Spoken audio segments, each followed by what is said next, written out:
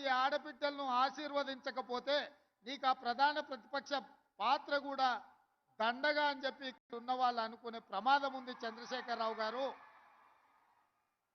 ఒక పక్కన మేము వీళ్ళకు ఉద్యోగాలు ఇవ్వడానికి ప్రయత్నం చేస్తుంటే, అడ్డంకులను తొలగించి ముందుకు వెళ్ళాలని ఆలోచన చేస్తుంటే, ఇంకొక పక్కన నీ అల్లుడు ఈరోజు ఈ ప్రభుత్వం మీద వీళ్ళకు ఉద్యోగాలు ఇవ్వాల్సిన అవసరం లేదన్నట్టుగా మాట్లాడుతుండు.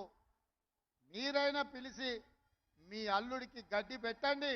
ఈరోజు ఈ పేదోళ్ళ బిడ్డలకు ఉద్యోగాలు ఇవ్వడం ద్వారా ఇన్ని వేలాది మంది వెనకాల వాళ్ళ కుటుంబ సభ్యులు, వాళ్ళ అన్నలు, వాళ్ళ అక్కలు, వాళ్ళ తల్లిదండ్రులు వచ్చి ఈ సంతోషంలో భాగస్వాములై మా బిడ్డలకు ఉద్యోగాలు వచ్చినాయని ఈ సంతోష కార్యక్రమంలో పాలు పంచుకుంటుంటే వాళ్ళని అభినందించాల్సింది పోయి వాళ్ళకు ఉద్యోగాలు ఇస్తున్నందుకు మా ప్రభుత్వం మీద శాపనార్థాలు పెడుతున్నారంటే మీ ఆలోచన ఎట్లున్నదో, మీ వంకర బుద్ధి ఎట్లున్నదో ఇక్కడికి వచ్చిన వాళ్ళకే కాదు, ఈ రాష్ట్రంలో ఉన్న లక్షలాది మంది నిరుద్యోగ యువకులు ఆలోచన చేసే సందర్భం.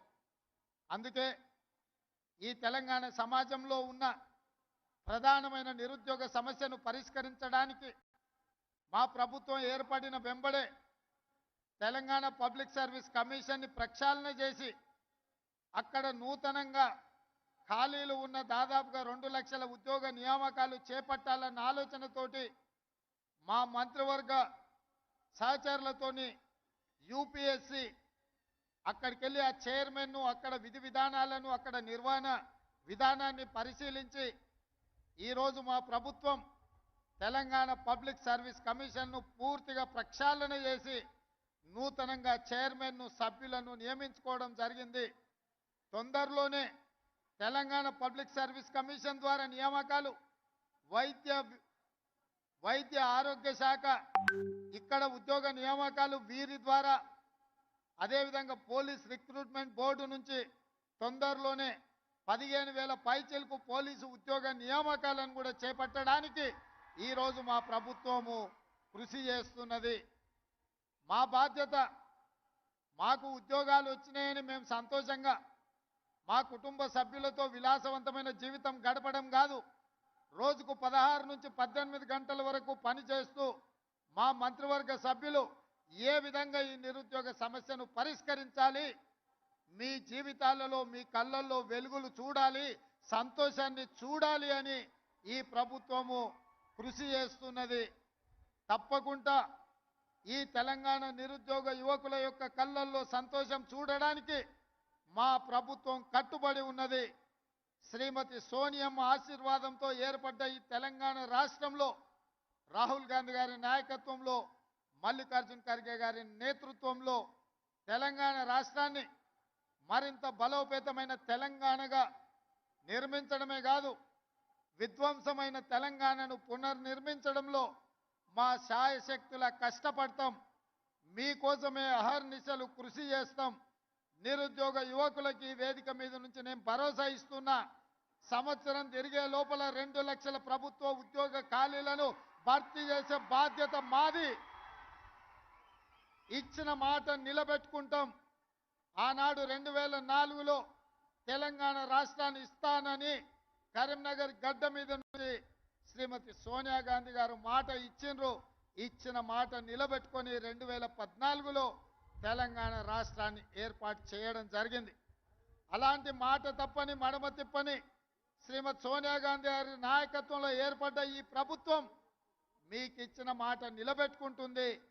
మీ నిరుద్యోగ యువకుల యొక్క ఆకాంక్షలను నెరవేర్చడానికి తప్పకుండా 2 లక్షల ప్రభుత్వ ఉద్యోగ ఖాళీలను భర్తీ చేస్తాం.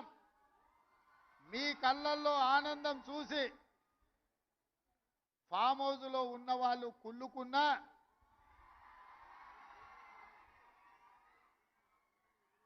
వాళ్ళ కడుపులో దుఃఖం పొంగి పొర్లినా, వాళ్ళ శాపనార్థాలు ఎన్ని పెట్టినా ఒక్క మాట చెప్పదలుచుకున్నా, పిల్లి శాపనార్థాలకు ఉట్టి తెగిపడదు హరీష్ రావు గారు. పొట్టోని పొడుగోడు కొడితే పొడుగోని పోచమ్మ కొట్టిందంట. హరీష్ రావు, మేము ఉద్యోగాలు ఇస్తుంటే అవాకులు చెవాకులు పలుకుతున్నావు కదా, ఒక్కసారి ఇక్కడున్న కెమెరామెన్లకు నేను వాళ్ళ సంతోషాన్ని చూడండి, ఆడబిడ్డల కళ్ళల్లో ఆనందాన్ని హరీష్ రావుకు వాళ్ళ మామకు చూపించండి. పేదోళ్ళ పిల్లలకు ఉద్యోగాలు ఇస్తే, ముఖ్యంగా ఆడబిడ్డలను ఆదుకుంటే ఆ సంతోషం ఎట్లుంటుందో ఆ కుటుంబానికి చూపించండి. మీ కుటుంబంలో ఉన్న వాళ్ళందరికీ ఉద్యోగాలు ఇవ్వడం కాదు, మా పేదోళ్ళ బిడ్డలకు వాళ్ళ కుటుంబాలలో చదువుకున్న యువతీ యువకులకు ఉద్యోగాలు ఇస్తే ఆనందం ఎట్లుంటుందో, ఈ మరవలేని ఆనందమైన క్షణాలు ఈ ఎల్బీ స్టేడియంలో నలుమూలల ఈ సంతోషం అలుపుకున్న ఈ పూర్తి వీడియోను అటు చంద్రశేఖరరావుకు ఇటు హరీష్ రావుకు చూపించాల్సిందిగా కోరుకుంటూ, ఈరోజు వైద్య ఆరోగ్య శాఖలో ఉద్యోగాలు నియామకాలు చేపట్టినాం. తొందరలోనే పోలీస్ శాఖలో ఉద్యోగాలను చేపడతాం. ఆ తర్వాత తెలంగాణ పబ్లిక్ సర్వీస్ కమిషన్ నుంచి అన్ని శాఖలలో ఉన్న ఉద్యోగ ఖాళీలను భర్తీ చేసే బాధ్యత మా ప్రభుత్వం తీసుకుంటుందని మాట ఇస్తూ, ఇక్కడ అందరికీ వివిధ జిల్లాల నుంచి ఈరోజు ఎంపికైన అభ్యర్థులకు అందరికీ కూడా అక్కడ కౌంటర్లు పెట్టినాం. ఆ కౌంటర్ల ద్వారా క్రమశిక్షణతో మీ నియామక పత్రాలు తీసుకోండి.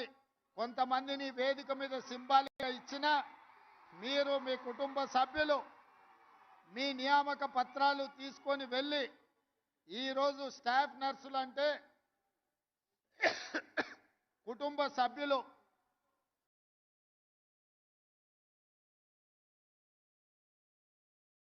వాళ్ళకు కూడా కన్న కూతుర్లలాగా వైద్యాన్ని అందించేది మీరు. మీరు డాక్టర్లు మీరే, డాక్టర్లు మీరే. కష్టంలో వచ్చిన వాళ్లకు ఒక నమ్మకాన్ని, విశ్వాసాన్ని కల్పించి వాళ్ళని ఆరోగ్యం కుదుట పడే విధంగా సపర్యలు అందించేది మీరే. ఖచ్చితంగా ఒక ఆరోగ్యవంతమైన తెలంగాణ